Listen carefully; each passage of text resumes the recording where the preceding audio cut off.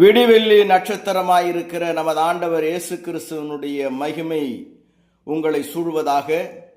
இந்த நாளில் வெளிப்படுத்தல் தொடர் படிப்பில் வகுப்பு 11 வெளிப்படுத்தின விசேஷத்தினுடைய 2வது அதிகாரத்தில் தீத்திராவில் உள்ள சபையின் தூதனுக்கு எழுத வேண்டியது என்னவெனில் என்று இயேசுவானவர் கூறுகிற காரியங்களை குறித்து நாம் ஆராய்ந்து பார்ப்போம். வெளிப்படுத்தல் 2:18-20. தேத்தேரா சபையின் தூதனுக்கு நீ எழுத வேண்டியது என்னவெனில், அக்கினி சுவாலை போன்ற கண்களும் பிரகாசமான வெண்கலம் போன்ற பாதங்களும் உள்ள தேவகுமாரன் சொல்லுகிறதாவது, உன் கிரியைகளையும் உன் அன்பையும் உன் ஊழியத்தையும் உன் விசுவாசத்தையும் உன் பொறுமையையும் நீ முன்பு செய்த கிரியைகளிலும் பின்பு செய்த கிரியைகள் அதிகமாயிருக்கிறதையும் அறிந்திருக்கிறேன்.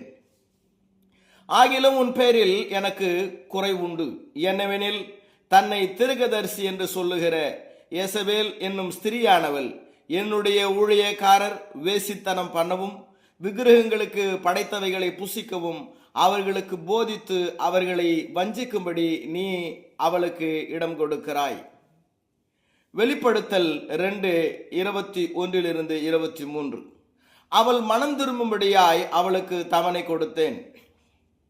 தென் வேசி மார்க்கத்தை விட்டு மனம் திரும்ப அவளுக்கு விருப்பமில்லை. இதோ நான் அவளை கட்டில் கிடையாக்கி அவளுடனே விபசாரம் செய்தவர்கள் தங்களுடைய கிரிகளை விட்டு மனம் திரும்பாவிட்டால் அவர்களையும் மிகுந்த உபத்திரவத்திலே தள்ளி அவளுடைய பிள்ளைகளையும் கொல்லவே கொள்ளுவேன். அப்பொழுது நானே உள்ளிந்திரியங்களையும் இருதயங்களையும் ஆராய்கிறவர் என்று எல்லா சபைகளும் அறிந்து கொள்ளும். அன்றியும் உங்களில் ஒவ்வொருவனுக்கும் உங்கள் கிரிகளின்படியே பலனளிப்பேன். தீத்திராவில் உள்ள பரிசுத்தவான்களை இயேசு பாராட்டினார். அவர்களுடைய கிரியைகள், அன்பு, விசுவாசம், செயல்கள், அவர்கள் அவருக்கு செய்த ஊழியம், அவர்களின் உறுதியான பொறுமை ஆகியவற்றை இயேசுவானவர் அறிந்திருந்தார். அவர்களுடைய பிந்தின கிரியைகள் அவர்களுடைய முந்தின கிரியைகளை விட அதிகமாக இருந்தன என்றும் அவர்களுடைய முயற்சிகளின் எண்ணிக்கையையும் பொறுமையும் இயேசுவானவர் பாராட்டினார்.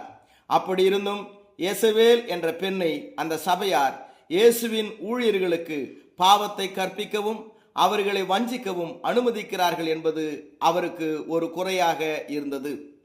தன்னை ஒரு தீர்க்கதரிசி என்று பொய்யாக கூறிக்கொண்டு சில பரிசுத்தவான்களை பாலியல் ஒழுக்கக்கேடான நடத்தைக்கும் சிலைகளுக்கு பலியிடப்பட்ட பொருட்களை சாப்பிடுவதற்கும் அவள் வழிநடத்துகிறாள்.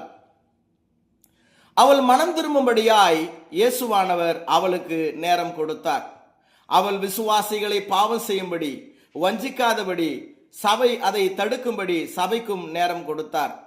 இந்த கடிதத்தின் மூலம் எல்லா சபைகளுக்குமான ஒரு செய்தி உள்ளது. அது என்னவென்றால், சபை ஒருவரை ரட்சிக்கும் பணியை செய்யும் போது சபைக்கு வெளியே இருந்து வரக்கூடிய தீமையை காட்டிலும் சபைக்கு உள்ளே வரக்கூடிய தீமையை கையாளுவதற்கு சபையானது ஆயத்தமாக இருக்க வேண்டும். இப்பொழுது இயேசு அவளுடைய பிள்ளைகளை கொல்ல போகிறார். மேலும் இயேசுவானவர் கூறுகிறார், நான் மனங்களையும் இருதயங்களையும் ஆராய்கிறவர் என்பதை அதனாலே எல்லா சபைகளும் அறிந்து கொள்ளும். மேலும் உங்களில் ஒவ்வொருவருக்கும் உங்கள் கிரிகளின்படி பலனளிப்பேன். வெளிப்படுத்தல் 2:22-23. இதோ நான் அவளை கட்டில் கிடையாக்கி அவளுடனே விபசாரம் செய்தவர்கள் தங்களுடைய கிரியைகளை விட்டு மனம் திரும்பாவிட்டால் அவர்களையும் மிகுந்த உபத்திரவத்திலே தள்ளி அவளுடைய பிள்ளைகளையும் கொல்லவே கொள்ளுவேன். அப்பொழுது நானே உள்ளிந்திரியங்களையும் இருதயங்களையும் ஆராய்கிறவர் என்று எல்லா சபைகளும் அறிந்து கொள்ளும். அன்றியும் உங்களில் ஒவ்வொருவனுக்கும் உங்கள் கிரிகளின்படியே பலனளிப்பேன். அவர்களின் நியாய தீர்ப்பு விரைவில் வெளியாகலாம் என்று இதனாலே தெரிகிறது. உடலால் செய்த பாவங்கள் ஆன்மாவை பாதிக்காது என போதிக்கும் நிக்கோலாய் மதத்தினருக்கும் அந்த உபதேசத்தை பின்பற்றுகிறவர்களுக்கும் இது ஒரு பேரிடியாக இருந்திருக்கும். துரோக உளவாளிகள் இஸ்ரவேலிலே கானானுக்கு சென்று வந்தது அவிசுவாசமான செய்திகளை பரப்பினதனாலே அவர்கள் ஆகால மரணங்களை சந்தித்தார்கள். அதை இஸ்ரவேல் மக்கள் பார்த்தார்கள். அதை போல இந்த பாவத்தை செய்கின்றதான இந்த மக்கள் சபைகள் அவர்களின் அகால மரணங்களை காணும். மேலும் இயேசு பாவம் செய்கிறவர்களுக்கு தீர்ப்பளித்தார் என்று சபையார் அறிந்து கொள்வார்கள். இயேசு உள்ளார்ந்த மனிதனை பார்த்தார். அவர்கள் மனம் திரும்ப விரும்பாததைக் கண்டு அவர்களின் இன்பப் படுக்கையை நோய் மற்றும் இறப்புக்கு ஏதுவாக இயேசுவானவர் மாற்றினார். என்னாகமம் 14:36 37 உள்ள ஒற்றர்களை தேவன் கொலை நோயினால் கொன்றதைப் போல இங்கே சபையிலே பாவத்தில வாழ்ந்து கொண்டிருந்து மனம் திரும்பாமல் இருந்தவர்களும் கூட இயேசுவாலே கொல்லப்படுவார்கள் என்கின்றதான எச்சரிக்கை அங்கே கொடுக்கப்படுகிறது. வெளிப்படுத்தல் 2:23 உங்களில் ஒவ்வொருவருக்கும் உங்கள் கிரிகளின்படியே பலனளிப்பேன். இது வேதத்தில் அடிக்கடி வெளிப்படுத்தப்படும் உண்மையாக இருக்கிறது. பிரசங்கி 12:14 ஒவ்வொரு கிரியையும் அந்தரங்கமான ஒவ்வொரு காரியத்தையும் நன்மையானாலும் தீமையானாலும் தேவன் நியாயத்திலே கொண்டு வருவார். ரோமர் 14:12 ஆதலால் நம்மில் ஒவ்வொருவனும் தன்னை குறித்து தேவனுக்கு கணக்கு ஒப்புவிப்பான். மேலும் இப்படிப்பட்ட வசனங்களை அப்போஸ்தலர் 17:30, 2 கொரிந்தியர் 5:10, வெளிப்படுத்தல் 20:12 நாம் பார்க்கிறோம். நீங்கள் உலகத்திலே சென்று உலகத்தை கற்றுக்கொண்டால் ஒழிய உலகத்தை எப்படி அறிந்து கொள்ள முடியும் என்று சொல்லக்கூடிய இன்றைய நபர்களுக்கு இந்த எச்சரிக்கை ஒத்ததாக இருக்கிறது. வெளிப்படுத்தல் 2:24-25 தீத்திராவிலே இந்த போதகத்தை பற்றி கொள்ளாமலும், அதாவது நிக்கோலாய் மதத்தினரின் போதகத்தை பற்றி கொள்ளாமல் உடலால் செய்கின்ற பாவங்கள் ஆன்மாவை பாதிக்காது என்று சொல்லி அவர்கள் பாலியல் விக்கிரக ஆராதனைகளுக்கு ஏதுவாக கடந்து சென்றார்கள். அவர்களை எச்சரிக்கிறது. தீத்திராவிலே இப்படிப்பட்ட போதகத்தை பற்றி கொள்ளாமலும் சாத்தானுடைய ஆழங்கள் என்று அவர்கள் சொல்லுகிறார்களே, அந்த ஆழங்களை அறிந்து கொள்ளாமலும் இருக்கிற மற்றவர்களாகிய உங்களுக்கு நான் சொல்லுகிறதாவது, உங்கள் மேல் வேறொரு பாரத்தையும் சுமத்த மாட்டேன். உங்களுக்குள்ளதை நான் வருமளவும் பற்றி கொண்டிருங்கள். இன்றைக்கு உலகம் சிற்றின்பமாய் நமக்கு காட்டுகின்ற எல்லாமே சாத்தானுடைய ஆழங்களாக அவைகள் இருக்கிறது.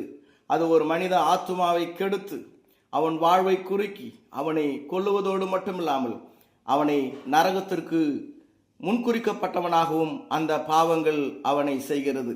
வெளிப்படுத்தல் 2:26-29 ஜெயங்கொண்டு முடிவு பரியந்தும் என் கிரியைகளை கை கொள்ளுகிறவன் எவனோ அவனுக்கு நான் என் பிதாவினிடத்தில் அதிகாரம் பெற்றது போல ஜாதிகள் மேல் அதிகாரம் கொடுப்பேன்.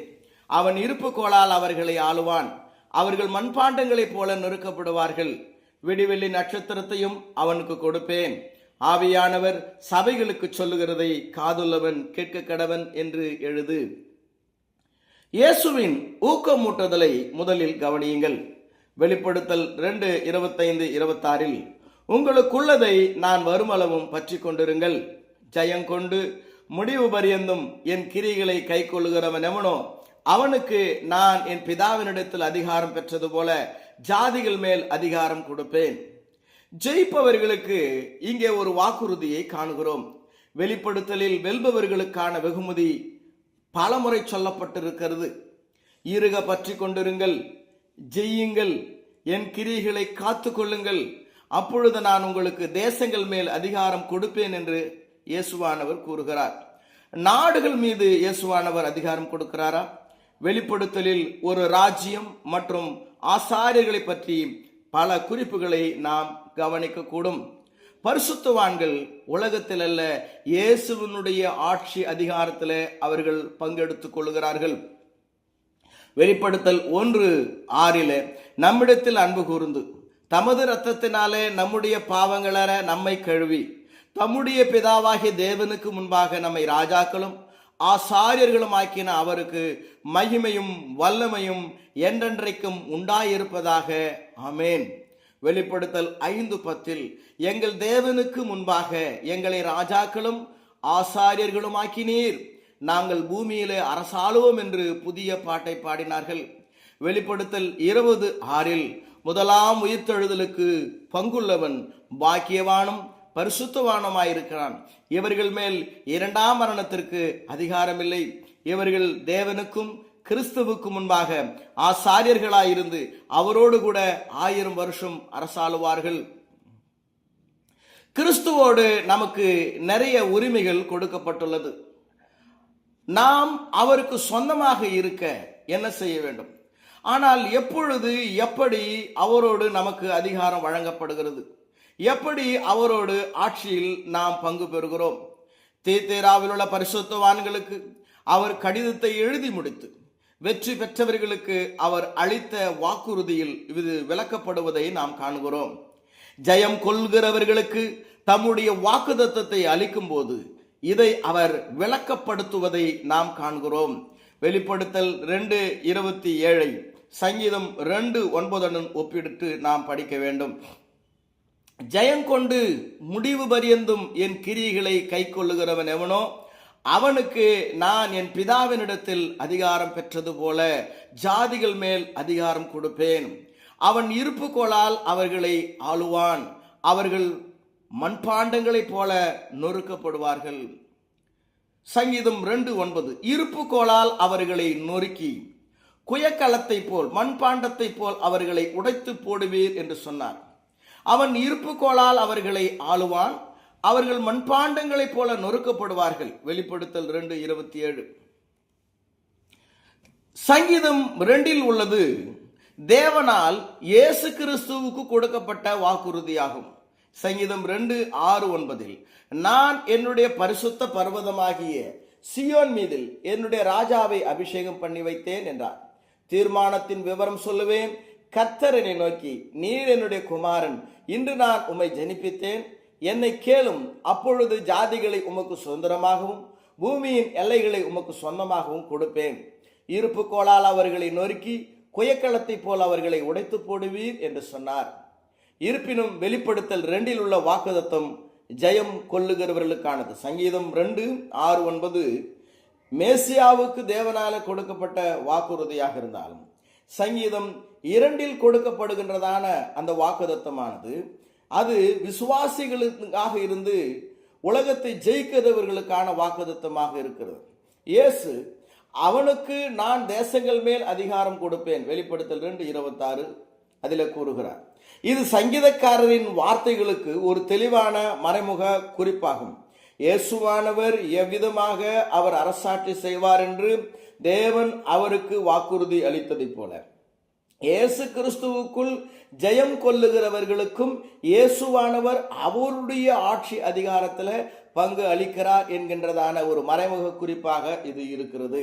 வெளிப்படுத்தல் 2:26-27 எவன் ஜெயம் கொள்ளுகிறானோ, எவன் ஜெயிக்கிறானோ, எவன் கடைசி வரை இயேசு கிறிஸ்துவின் கிரியைகளை கடைப்பிடிக்கிறானோ அவனுக்கு இயேசுவானவர் ஜாதிகள் மேல் அதிகாரம் கொடுக்கிறார்.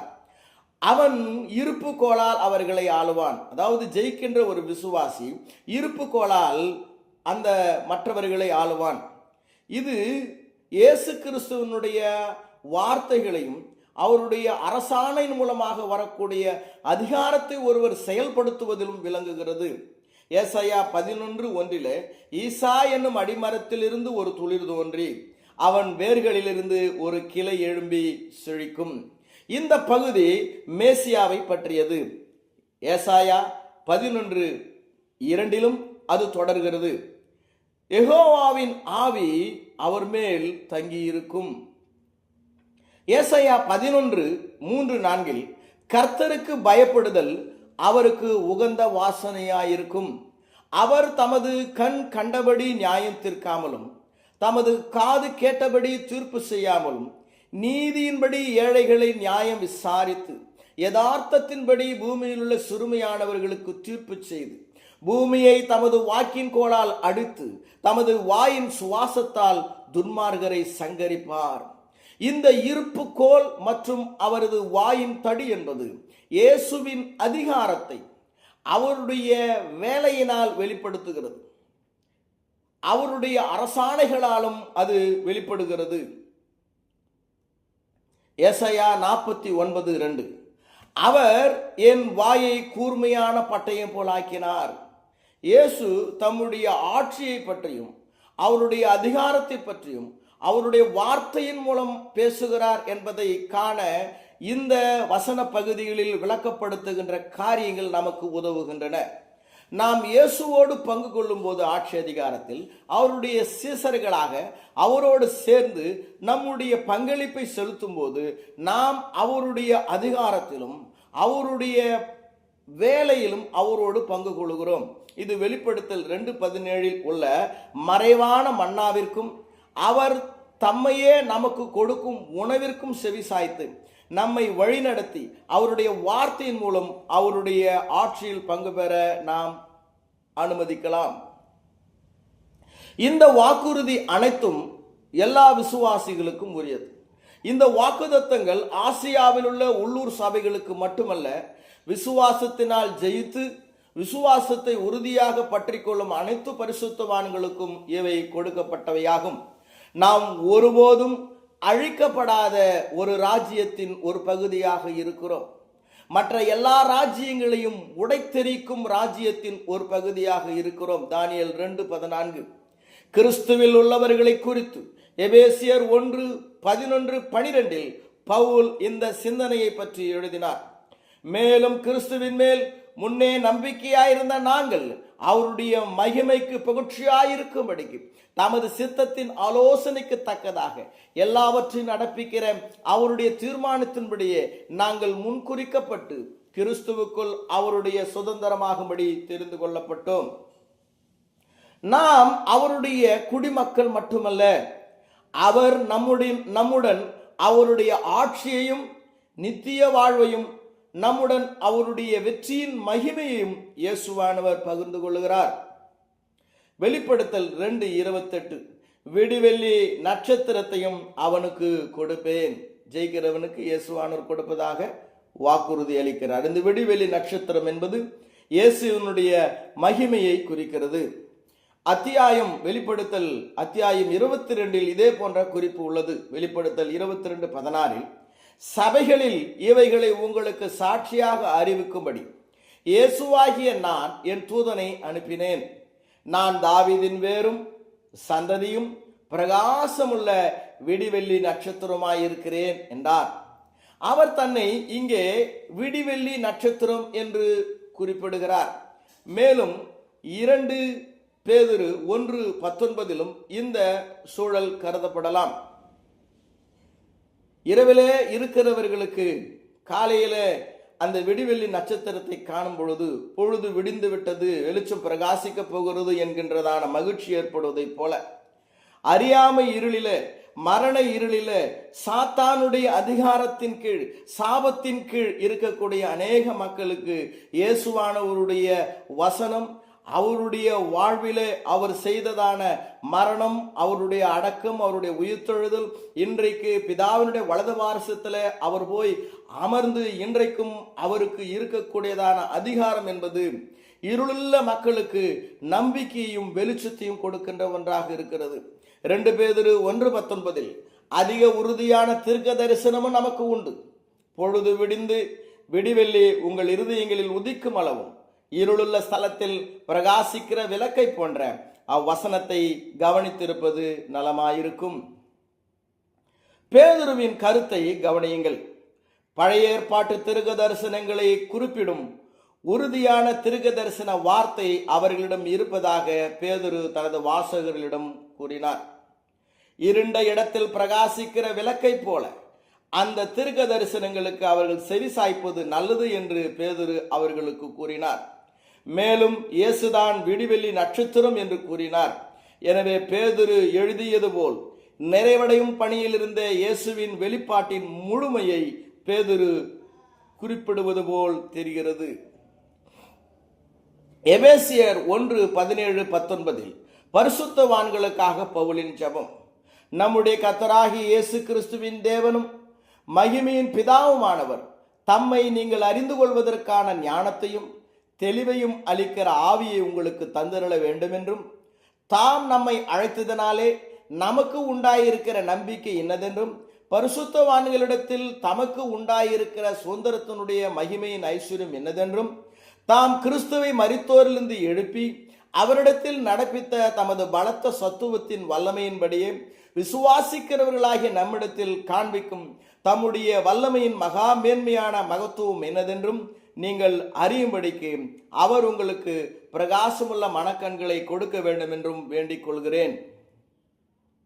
2 ஆலோசனைகள் இதன் மூலமாக சாத்தியமாகிறது. கர்த்தருடைய மக்களின் அறிவொளியை இயேசுவானவர் குறிப்பிடுகிறார் என்று சிலர் நம்புகிறார்கள். நாம் பகிர்ந்து கொள்ளும் விடிவெள்ளி நட்சத்திரமாக இயேசுவின் மகிமையில் அது பங்கு கொள்ளுகிறது என்று சிலர் நம்புகிறார்கள். இயேசு தன்னை விடியற்காலை நட்சத்திரமாக அடையாளப்படுத்துவதால் அது ஒன்று அல்லது மற்றொன்றாக தோன்றுகிறது. உலகத்தை வெல்லும் அவருடைய சீசர்களுடன் அவருடைய அறிவை அல்லது இயேசு கிறிஸ்துவின் மகிமையை இயேசுவானவர் பகிர்ந்து கொள்கிறார். விடிவெள்ளி நட்சத்திரம் என்பது சாத்தான் என்று கிறிஸ்தவ உலகில் ஒரு புராண கதை உள்ளது. ஏசாயா 14:12 அதிகாலையின் மகனாகிய விடிவெள்ளியே, நீ வானத்திலிருந்து விழுந்தாயே, ஜாதிகளை ஈனப்படுத்தினவனே, நீ தரையிலே விழ வெட்டப்பட்டாயே. இது பாபிலோன் ராஜாவை பற்றி சொல்லுகிறது. ஆனால் சில கிறிஸ்தவர்கள் இதை சாத்தானுக்கு ஒப்பாக சொல்லுகிறார்கள். இந்த வசன சூழல் பாபிலோன் ராஜாவை மட்டுமே குறிப்பிடுகிறது. மேலும் சிலர் பாபிலோன் ராஜாவையும் பிசாசையும் இணைக்க முயற்சிக்கின்றார்கள். ஆமோஸின் குமாரனாக ஏசாயா இதை பார்த்தான். ஏசாயா 14:17 உலகத்தை வனாந்தரமாக்கி அதன் நகரங்களை அழித்து சிறைப்பட்டவர்களை தங்கள் வீடுகளுக்கு போக விடாமல் இருந்தவன் என்பார்கள். இது பாபிலோன் ராஜாவை பற்றி ஏசாயா கண்ட தீர்க்க தரிசனமாக இருக்கிறதே ஒழிய சாத்தானை பற்றிய தீர்க்க தரிசனம் அல்ல. ஏசாயா 14:1 கர்த்தர் யாக்கோபுக்கு இறங்கி பின்னும் இஸ்ரவேலை தெரிந்து கொண்டு அவர்களை அவர்கள் தேசத்திலே தாபரிக்க பண்ணுவார். அந்நியரும் அவர்களோடு சேர்க்கையாகி யாக்கோபின் வம்சத்தோட கூடிக்கொள்வார்கள். ஏசாயா 14:3-4 கர்த்தர் உன் துக்கத்தையும் உன் தத்தளிப்பையும் நீ அடிமையாக்கப்பட்டிருந்த கடினமான அடிமைத்தனத்தை நீக்கி உன்னை இளைப்பார பண்ணும் அக்காலத்திலே நீ பாபிலோன் ராஜாவின் மேல் சொல்லும் வாக்கியமாவது, ஒடுக்கினவன் ஒழிந்து போனானே, பொன்னகரி ஒழிந்து போயிற்றே. ஆக தெளிவாக இங்கே இந்த அதிகாரமும் இந்த வசனங்களும் பாபிலோன் அரசனை குறிக்கிறதை ஒழிய சாத்தானை அது குறிக்கவில்லை. ஏசாயா 14:12 உள்ள அதிகாலை நட்சத்திரம் பாபிலோன் ராஜாவையே குறிக்கிறது. இது பாபிலோன் மன்னனின் மகிமையை குறிக்கிறது. அவன் கொண்டிருந்த மகிமை மற்றும் அவனுடைய வீழ்ச்சி அடைந்த வீழ்ச்சியை அது குறிக்கிறது. ஏசாயா 14:12க்கும் வெளிப்படுத்தல் 2க்கும் ஏதேனும் தொடர்பு இருந்தால் அது ஒருவரின் மகிமையை குறிப்பிடும்படி விடிவெள்ளி நட்சத்திரத்தை பயன்படுத்துவதாக இருக்கலாமே தவிர அது சாத்தானையோ அல்லது மற்ற எதையும் குறிப்பிடுவதாக அது இல்லை. மேலும் இயேசு தம்முடைய மகிமையை நம்மோடு பகிர்ந்து கொள்வதை பற்றி பேசுகிறார். அவர் கொடுக்கின்றதான வாக்குறுதிகள் நாம் அதற்கு தகுதியற்றவர்களாக இருந்தும் அது அவருடைய கிருபையினால் அவருடைய மகிமை நமக்கு பகிர்ந்தளிக்கப்படுகிறது என்பது இன்னும் நமக்கு ஆச்சரியம் அளிக்கின்ற விஷயமாக இருக்கிறது. ஆவியானவர் சபைகளுக்கு சொல்லுவதை காதுள்ளவன் கேட்கட்டும். வெளிப்படுத்தல் 2:29. அன்புக்குரியவர்களே, பொறுமையோடு இந்த படிப்பில் என்னோடு நீங்கள் இணைந்திருந்தமைக்காக உங்களுக்கு நன்றி கூறிக்கொள்கிறேன். தேவனுக்கு சித்தமானால் நாம் தொடர்ந்து இந்த வெளிப்படுத்தல் தொடர்படிப்பில் இணைந்திருப்போம். பரலோகத்தின் தேவன் தாமே உங்களை நிறைவாக ஆசீர்வதிப்பாராக.